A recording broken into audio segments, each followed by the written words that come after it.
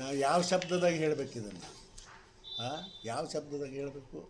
ನಾನು ಹಿಂದೆ ಮಂತ್ರಿ ಆಗಿದ್ದ, ಕೇಂದ್ರ ಸರ್ಕಾರದಿಂದ ಕುಡಿಯೋ ನೀರು ಶುದ್ಧ ನೀರು ಕುಡಬೇಕು ಅನ್ನೋದು ಯೋಗ್ಯತೆ ಇರಲಿಲ್ಲ ಇವರಿಗೆ.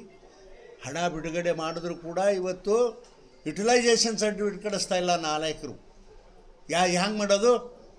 ನೀವು ಎಷ್ಟು ಖರ್ಚು ಮಾಡಿದೆಪ್ಪ ಅಂತ ಕೇಳೋದು ಬೇಡ. ತಮ್ಮ ದುಡ್ಡನ್ನೆಲ್ಲನ ಏನೋ ಸತ್ಯಾನಾಶ ಮಾಡ್ತಾರ, ನಮ್ಮ ದುಡ್ಡನ್ನ ಮುಕ್ಳಿ ಬಡ್ಡಾಗಿ ಇಟ್ಕೊಂಡು ಕುಂದಿರ್ತಾರ. ಅದಕ್ಕೆ ನೋಡ್ರಿ, ಇವತ್ತೇನು ನಮ್ಮ ಮಹೇಶ್ ಅಣ್ಣ ಅವ್ರು ಹೇಳಿದಾರ, ಮಹೇಂದ್ರ ಅಣ್ಣ ಅವರು 100ಕ್ಕೆ 100 ಸತ್ಯ ಇದೆ.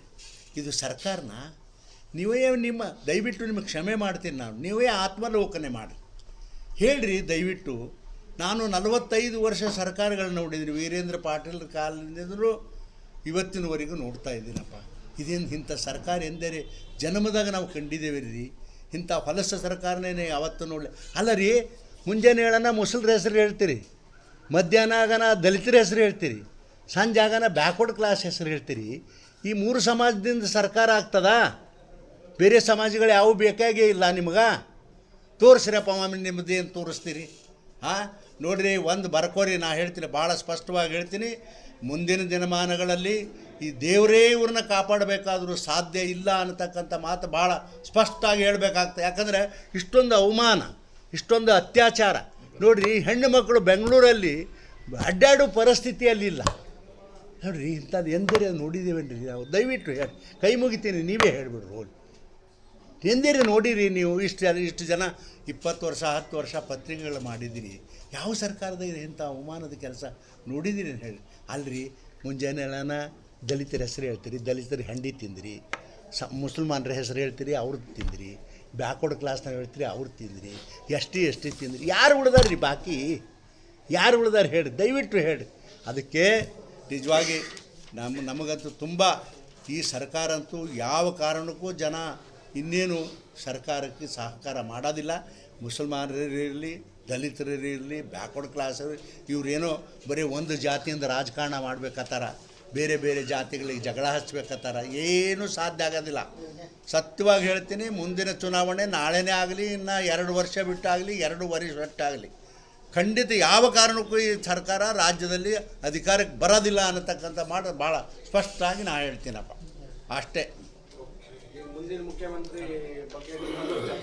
ನೋಡ್ರಿ, ಮುಂದಿನ ಮುಖ್ಯಮಂತ್ರಿಗಳು ತೀರ್ಮಾನ ಮಾಡೋದು ಪಕ್ಷದ ನಾಯಕರುಗಳು, ಹಿರಿಯರು. ಅದು ನಾವು ನೀವು ಅಥವಾ ಮತ್ತೊಬ್ಬರು ಅಲ್ಲ.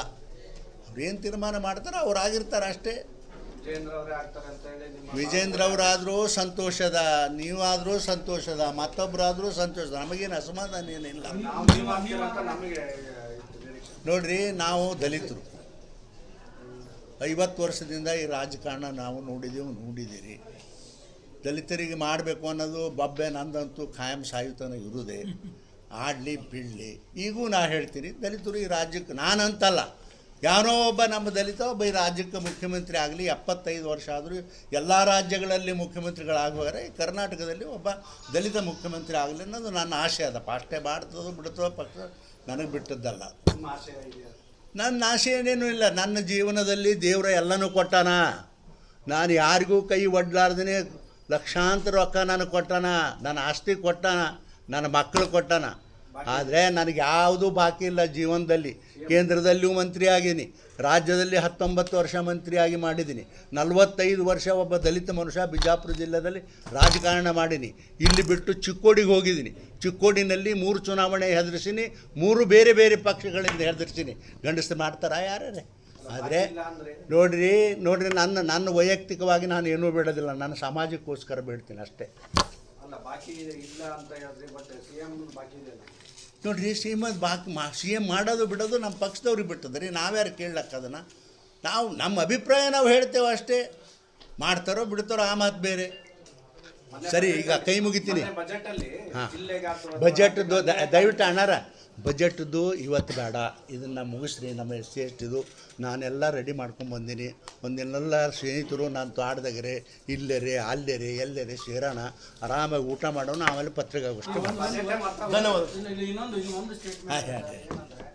ಬಿಜಾಪುರಕ್ಕೆ ಬಿಜೆಪಿ ಸರ್ಕಾರದ ಸ್ಕೀಮ್ಗಳೆಲ್ಲ ಕಾಂಗ್ರೆಸ್ದವರು ಹೈಜಾಕ್ ಮಾಡ್ತಾ ಇದ್ದಾರೆ ಅನ್ನೋ ಆರೋಪ. ಉದಾಹರಣೆಗೆ ವಿಮಾನ ನಿಲ್ದಾಣ ಮಾಡಿದ್ರು, ವಿಮಾನ ನಿಲ್ದಾಣ ಇನಾಗ್ರೇಷನ್ ಆಗ್ತಾರೆ. ಒಂದು ಎರಡನೇದ್ದು ಒಂದೇ ಭಾರತ ಟ್ರೈನ್ ಜಿಲ್ಲೆಗೆ ಒಂದು ಕೊಡ್ತೀನಿ ಅಂತ ಅಶ್ವಿನಿ ವೈಷ್ಣವ್ ಹೇಳ್ತಾರೆ. ಇಲ್ಲಿ ಸಚಿವರು ಕೂಡ ಮನವಿ ಕೊಟ್ಟು ನಾವು ವಿನಂತಿ ಅಣ್ಣವರೇ ನೋಡ್ರಿ, ಕಾಂಗ್ರೆಸ್ಸಿನ ಮುಖಂಡರಷ್ಟು ಮನಸ್ಸು ನಮ್ಮದು ಸಣ್ಣದಿಲ್ಲ. ಒಂದೇ ಮಾತು ಹೇಳ್ತೀನಿ, ಆಯಿತು ಕಾಂಗ್ರೆಸ್ನವರು ಈ ಜಿಲ್ಲೆ ಅಭಿವೃದ್ಧಿ ಆಗಬೇಕು ಅಂಥೇಳಿ ನೀವು ಬಯಸ್ರಿ, ನಮ್ಮದೇನೂ ತಪ್ಪಿಲ್ಲ. ಆದರೆ ಒಂದು ಜನ ಸೌಜನ್ಯತೆಯೂ ಇರಬೇಕು.